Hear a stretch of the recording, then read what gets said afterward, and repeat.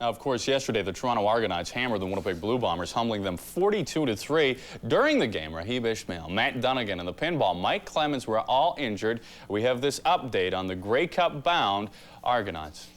They say the great ones make it look easy, and Toronto's 39-point win over Winnipeg in the Eastern Final suggests the Argos have been in tougher games playing dominoes.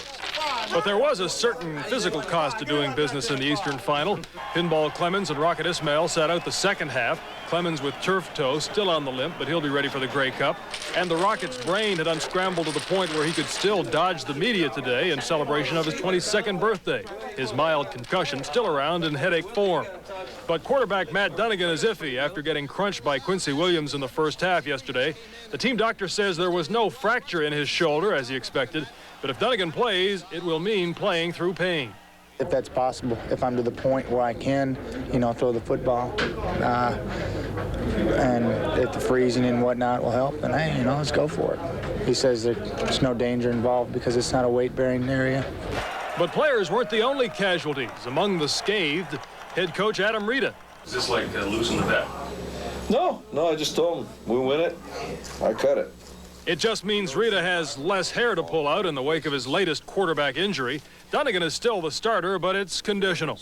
If he can throw the ball about with 90% efficiency, he can play.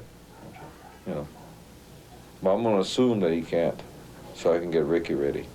But Dunnigan's arm will decide whether he will get a fourth shot at the Grey Cup, the one place Dunnigan has not really excelled in his career.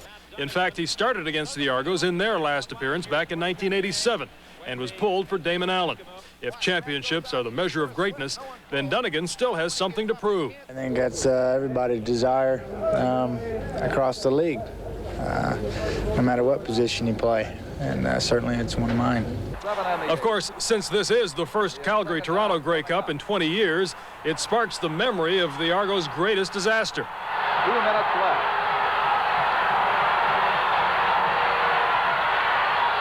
McQuay, flipping, 11-yard line, lost the ball. Since the ground can't force a fumble, it was also the worst blown call in league history, but it cost the Argos a championship and set the franchise on a downhill course that lasted more than a decade. This year's edition of the team will arrive at the Grey Cup with the same image of invincibility after yesterday's win, but they know they won't win this one on reputation alone. If we go into the game thinking that we can beat anybody by showing up, then we deserve to get our butts kicked. But I don't think this team's that way. We'll get too many veterans and too many young guys with enthusiasm, and I think that we're hungry, just as hungry as Calgary will be. So despite the ghost of Leon McQuay, countless past failures, and Argo bounces too numerous to mention, this year's team heads for Winnipeg in the Grey Cup tomorrow with a confidence bordering on the supreme. After all, as they showed us here yesterday, it's tough to find a way to lose when you have so many ways to win. Don Martin for Sportsline.